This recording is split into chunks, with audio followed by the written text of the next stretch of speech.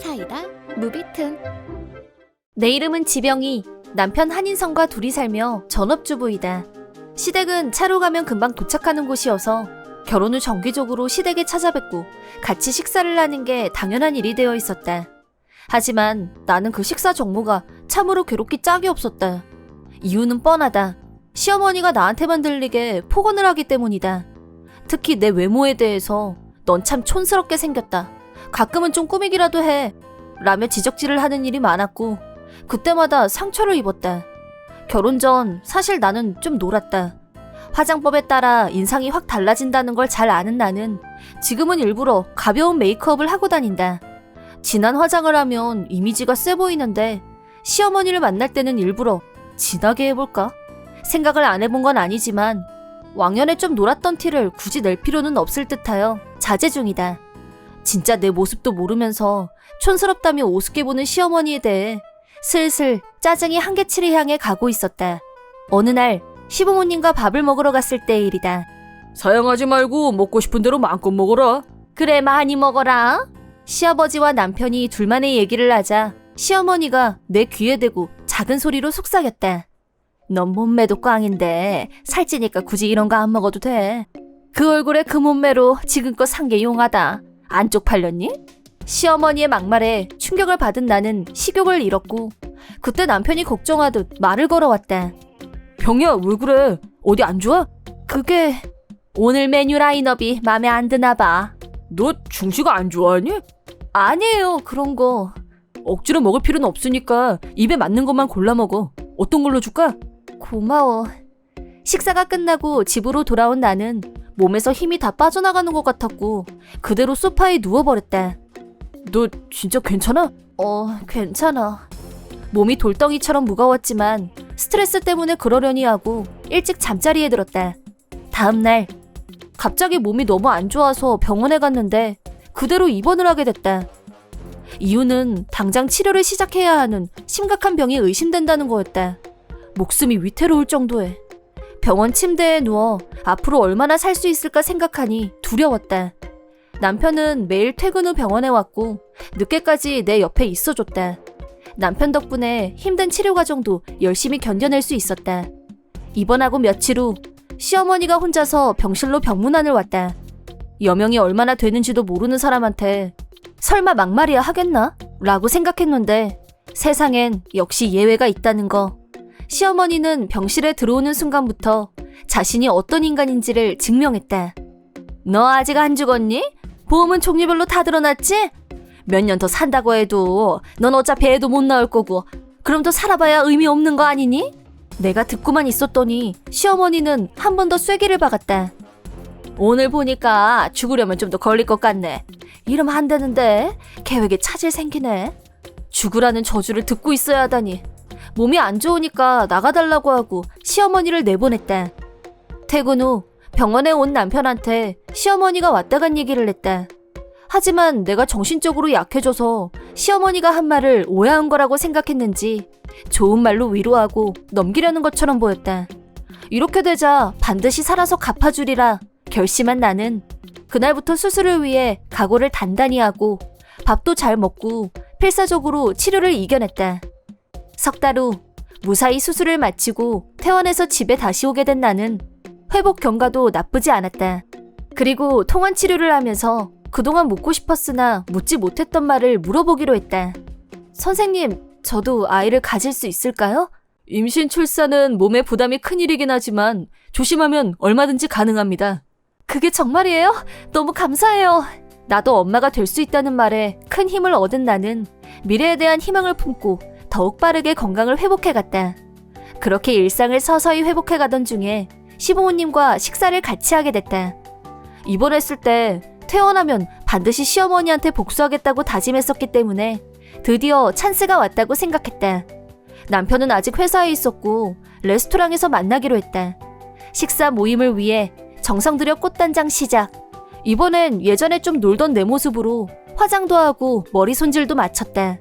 이렇게 작정하고 화장해본 건 오래간만이지만 아프면서 살이 좀 빠져서 그런지 예전보다 오히려 지금이 더 진한 화장이 어울리는 것 같기도 했다.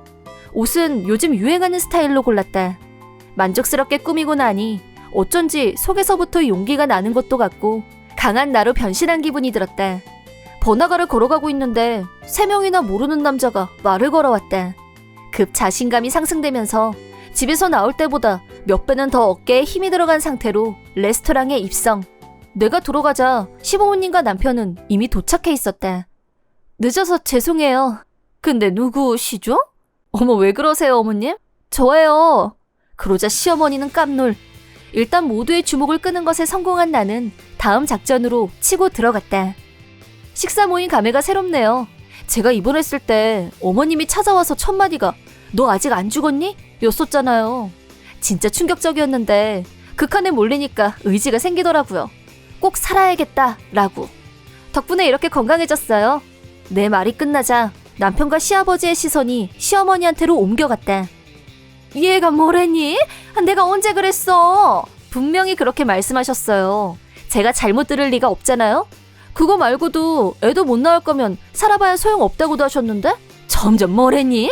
내가 너한테 왜 그런 말을 해? 저한테 항상 촌스럽게 생겼다, 몸매가 볼품없다 그러시면서 무시하셨잖아요. 그것도 기억 못한다고 하실 거예요? 그건 기억하시죠? 모른다! 기억 안 난다! 했다 안 했다 옥신각신 말싸움을 벌이던 중에 시어머니 입에서 실언이 튀어나왔다. 그만하지 못해? 내가 그때 병원에서 너더러 이약 물고 살라고 그런 말 한 줄 알아? 진짜 죽으라고 한 말이었어. 그 순간 이 싸움의 승자는 나라는 게 증명됐다. 남편과 시아버지가 시어머니한테 제정신이냐고 강렬한 비판이 쏟아지자 시어머니는 입을 다물고 식탁만 내려다봤다. 당신이 그런 말을 하는 인간인 줄 평생 모르고 살았다니 내가 사람을 잘못 봤어. 병이한테 함부로 했던 거 저 용서 못합니다. 그러자 시어머니는 자리를 박차고 일어났고 뒤도 돌아보지 않고 도망쳤다. 그리고 남편과 시아버지가 나한테 사과했다. 집에 온 후에도 남편은 계속 미안하다면서 앞으로 시어머니는 2번 다시 만날 필요도 없고 신경 쓰지 말라고 했다.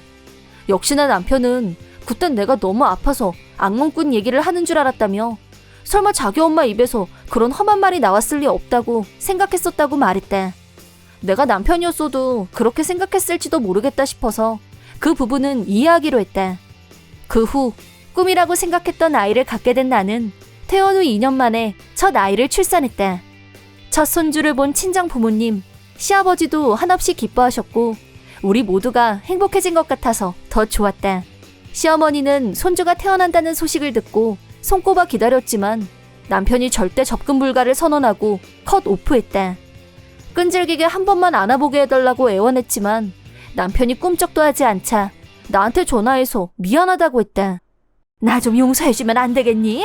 앞으로 절대 망언 같은 건 입에도 안 담을게. 다 떠나서 내가 손주를 얼마나 손꼽아 기다렸니? 너도 그건 인정하지? 네, 그건 알죠. 근데 저한테 그러셨잖아요. 애도 못 낳을 거면 살아서 뭐하냐고. 그렇게 심한 저주를 퍼부어놓고 이제 와서 아이가 태어났다고 미안하다고 하면 그 말이 없던 게 됐나요? 나 딱 한 번만 안아볼게. 제발 나 좀 용서해줘. 하지만 나도 남편도 시어머니를 용서할 마음이 없었고 시어머니와는 그렇게 끝났다. 시어머니는 손주 얼굴도 볼 수 없는 쓸쓸한 노후를 보내야 했다.